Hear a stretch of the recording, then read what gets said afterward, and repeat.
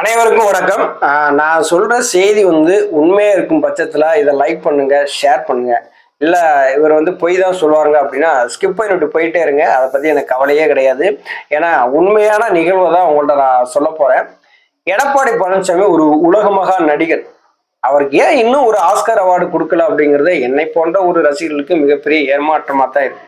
இப்போ திரைத்துறைன்னு சொல்லி பார்த்தீங்கன்னு வச்சுங்களேன், சிவாஜி கணேசன், கமலஹாசன் இவங்க ரெண்டு பேருமே பார்த்தீங்கன்னா அவங்களுக்கு கொடுக்கப்பட்ட அந்த கதாபாத்திரத்துல அந்த கதாபாத்திரத்தோட ஒன்றி வாழக்கூடியவங்க. அதனாலதான் சிறந்த நடிகரா அவங்க ரெண்டு பேருமே இருக்கிறாங்க. ஆனா ரெண்டு பேருமே மிஞ்சின ஒரு நடிகர் இருக்காரு தமிழக அரசியல்ல.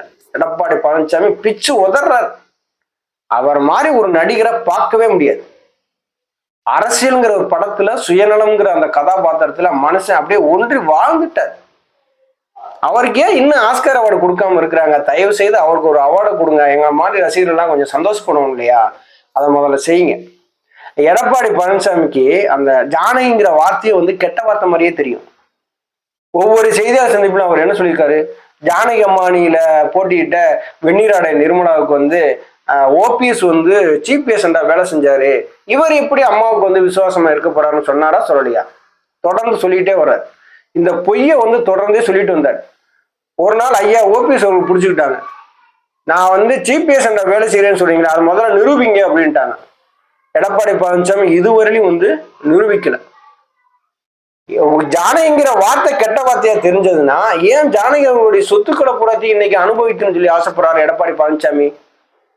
தன்னுடைய கணவருக்காக கலைத்துறையை விட்டு கொடுத்தவங்க ஜானகி அம்மா.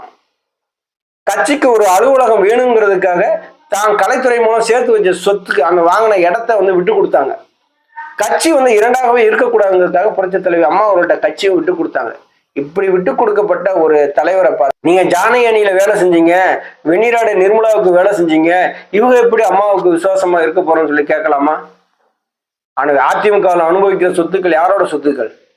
இன்னைக்கு ரெண்டு தளத்துல இருக்கிற எம்ஜிஆர் மாளிகை, அது யாரோட பில்டிங்கு? அந்த ரெண்டு தளத்திலையும் ஒரு தளத்துல இது ஜானகி அம்மாவுடைய பெயரை வைக்கணும்னு சொல்லிட்டு ஐயா ஓபிஎஸ் அவர்கள் சொல்றாங்க. அதெல்லாம் வைக்க முடியாதுன்னு சொல்லி மறுத்தவர் தான் எடப்பாடி பழனிசாமி. அப்படிப்பட்டவர் எதுக்கு இப்ப நூற்றாண்டு விழா கொண்டாடணும் ஒரு கேள்வி வருது இல்லையா? ஜானகிங்கிற ஒரு வார்த்தையை கெட்ட வார்த்தையா பார்த்தவர், ஜானகி அம்மாலே தேவையில்லைன்னு சொல்லி நினைச்சவர், அதே எம்ஜிஆர் மாளிகையில நான் பொதுச் செயலாளர்னு சொல்லிட்டு உட்காந்துட்டு இருக்காரு. இதுல வெக்கமா இல்ல? ஜானகி அம்மா அணியில போட்டியிட்ட வெந்நீராடை நிர்மலாவுக்கு சீஃப் பேஷண்டா வேலை செஞ்சவர் ஓபிஎஸ் சொல்லிவிட்டு அதே வெந்நீராடை நிர்மலாவை இன்னைக்கு நூற்றாண்டு விழா மேடையில ஏத்திட்டு கௌரவப்படுத்துறீங்களா? எதுக்கு? அப்ப இது யாரை ஏமாத்துறதுக்கு? அப்படிப்பட்டவங்க இப்ப ஜானகி அம்மாவுக்கு நூற்றாண்டு விழாவை கொண்டாடிக்க கூடாது. சரி, ஒரு அழைப்புதல் நீங்க அடிச்சீங்க இல்லையா? அந்த அழைப்புதல்ல நீங்க என்ன போட்டிருந்தீங்க? திரைத்துறையை சார்ந்தவர் முன்னாள் முதல்வர் தான் நீங்க போடுறதே தவிர தைரியமான ஆட்களா இருந்தா நீங்க எம்ஜிஆரின் துணைவியார்கள்ல நீங்க போட்டிருக்கணும். ஏன் போடல? எதற்காக போடல? அப்ப அங்கே எம்ஜிஆருடைய பெயரை நீங்க இருட்டடிப்பு செய்யறீங்க. பொதுச்செயலாளர் பதவியை அபகரிச்சு புரட்சி தலைவி அம்மா அவர்கள் இருட்டடிப்பு செஞ்சீங்களோ, எப்படி அம்மா அவர்களுக்கு துரோகம் செஞ்சீங்களோ அதே மாதிரி எம்ஜிஆருக்கும் இந்த இடத்துல துரோகம் பண்ணிருக்கீங்கன்னு தான் நம்ம சொல்லலாம். ஜானகி அணிக்காக வேலை செஞ்சவர் ஓபிஎஸ் சொல்லி குற்றத்தை சுமத்திட்டு இன்னைக்கு அதே ஜானகிக்கு நூற்றாண்டு விழா கொண்டாடுவதும் அந்த ஜானகி அணியில போட்டியிட்ட வெந்நீராடை நிர்மலாவுக்கு பொன்னாடை பத்தி கௌரவிக்குவதும் இது எந்த மாதிரியான நடிப்பு? இந்த நடிப்புக்கு ஆஸ்கார் அவார்டு கொடுத்தானே ஆகணும். அப்ப எடப்பாடி பழனிசாமி என்ன நினைக்கிறார் அப்படின்னா, ஜானகி அம்மாவுக்கு நூற்றாண்டு விழா கொண்டாடுனா இது எல்லாத்தையும் மக்கள் மறந்துடுவாங்க, ஜானகி அம்மா பத்தி பேசுனது எல்லாத்தையும் நம்ம பேசுனது எல்லாத்தையும் மக்கள் மறந்துடுவாங்க அப்படின்னு சொல்லி எடப்பாடி பழனிசாமி நினைக்காரு. எடப்பாடி பழனிசாமி சொன்ன ஒவ்வொரு செய்தியையும் யாரும் மறக்க மாட்டாங்க. அந்த மாதிரிதான் அவர் பேசி இருக்கிறார். அன்னைக்கு ஜானகி அம்மா இப்ப புரட்சி தலைவி அம்மா அவர்களுக்கு விட்டு கொடுத்தாங்க, கட்சியை விட்டு கொடுத்தாங்க அப்படின்னா மிகப்பெரிய ஆளுமையா புரட்சி தலைவி அம்மா அவர்கள் வந்துட்டாங்க. அவங்களுக்கு விட்டு கொடுத்துருவோம், தன்னுடைய கணவருடைய கட்சி இரண்டாகவே இருந்துடக்கூடாதுன்னு சொல்லிட்டு ஒரு நல்ல எண்ணத்துல விட்டு கொடுத்தாங்க.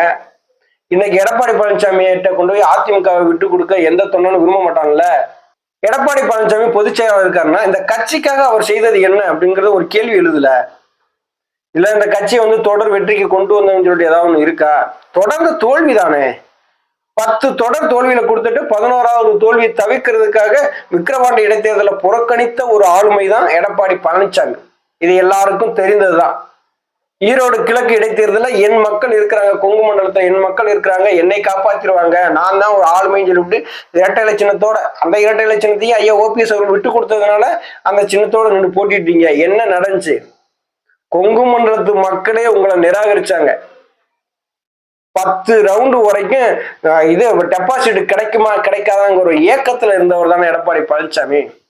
அப்ப தொடர் தோல்விகளை கொடுத்துட்டு இருக்க எடப்பாடி பழனிசாமிய எந்த தொண்டனும் ஏத்துக்கிறல. இதையெல்லாம் மறக்க வைக்கணுங்கிறதுக்காக ஜானகி அம்மா பெயர்ல ஒரு 100ஆண்டு விழா நடத்தி மக்கள்கிட்ட ஒரு அரசியல் நாடகத்தை அரங்கேற்றி இருக்காரு.